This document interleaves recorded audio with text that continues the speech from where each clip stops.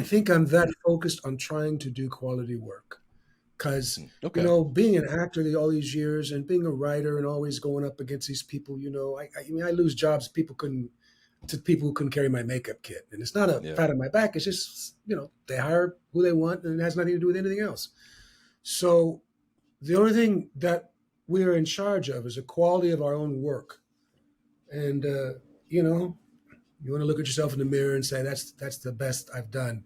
And to what you were saying, Chris, to me, when somebody applies themselves and does all the sacrifice to write, to come up with certain stories, to me, it's nothing more than discipline. Mm-hmm. And I had one other thought. I hope I'm not going on, but I had one other thought about: do you write autobiographically? And I thought to myself, no, what I do write is imagining I am Steph Curry in that character. You know what I mean? Yep. It's not me, but I'm going to write you Steph Curry. You know what I mean? It's like we all have, I don't know if you guys, but I have fantasies all the time. Man, I'd like to go out and, I don't want to compete with Steph because he deserves it and I'm going to get this for free, but I want a Martian ship to pick me up, take me up. I come back and I am 20% better than Steph Curry, but I'm only playing street ball. You know what I mean? I've actually had that fantasy, you know what I mean? Yep. So as far as creation goes, whether it's autonomous or whether it's, it's part of my life, it's autobiographical or it's biographical, to me, it's just what I can relate to, what moves me. So I was wrong about the context, because how we approach writing or any kind of art, you like certain art that he won't like because your context is, oh man, that moves me because of, it reminds me of this, or, you're a musician, man, you can hear one chord and go, oh my God, yeah. Yep. And it won't do anything for him or me. So in that way, it's very related to how we do any kind of art, I think. Painting, I mean, how many painters do you love that everybody goes, oh, he's so good? You're like, right. That's a bit short, mate. Yeah. Well, so that accent you just, how would you describe that accent you just did? What was that? It's North London, isn't it? It's it is. Okay. So that's fantastic. That's right. So I want to do just two quick things here. So first, it involves Nick, and the second thing is a question. So Nick has an incredible voice.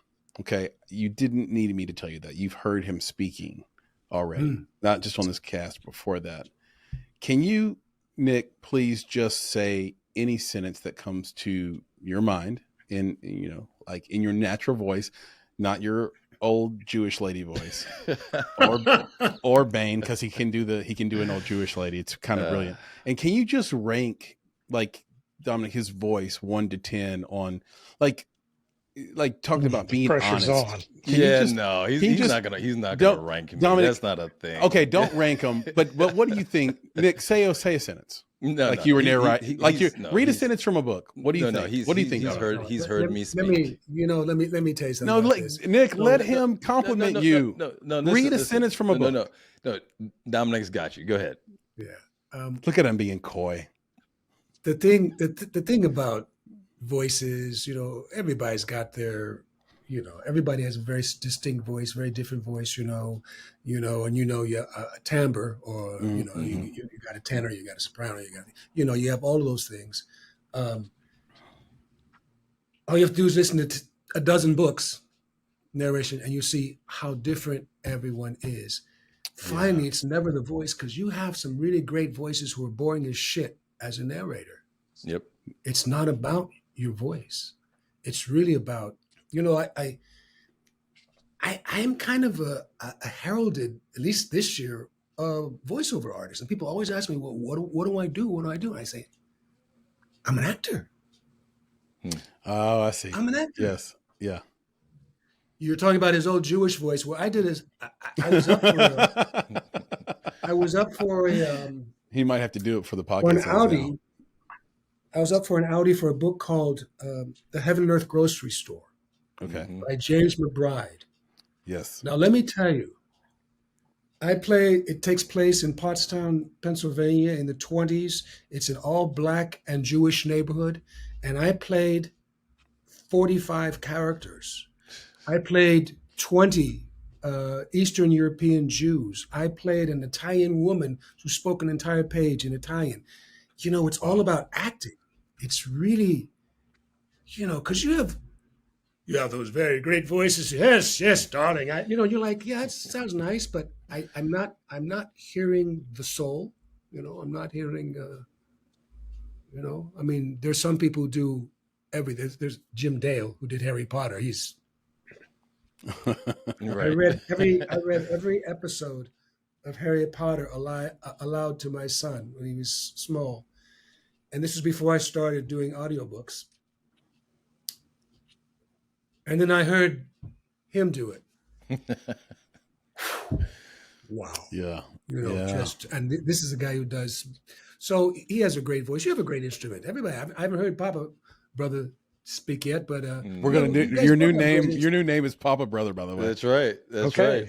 But here's the thing. So Dominic, you hit the nail on the head for me. So when I am using my regular voice, listen to it, is when I have the greatest difficulty in speaking, like narrating something. Sure. I feel robotic. I didn't know so that. I'll do it. Interesting, Nick. Yeah, I'll do it, and then I'll play it for my wife, and she's like, it doesn't sound like you. I'm like, but it's me. Like, what do you mean?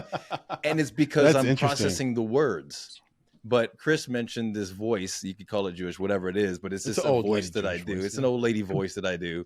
And then the Bane voice.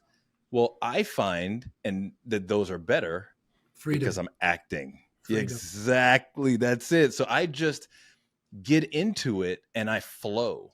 But when it's me, I'm being very specific about these things. And it's just, it sounds, the cadence isn't right. The emotion isn't there. I'm not drawing people in. And I think that's it. That's the part that has been difficult for me to learn how to do with my own voice. So you hit it right on the head.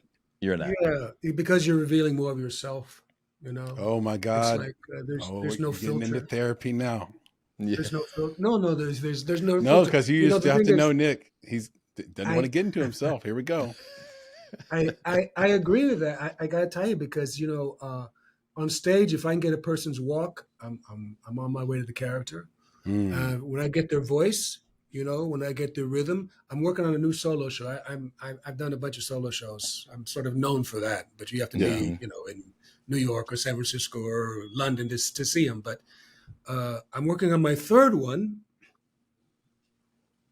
and it's very, very difficult because it's very, very difficult right now for me to find voices for them, and it's problematic.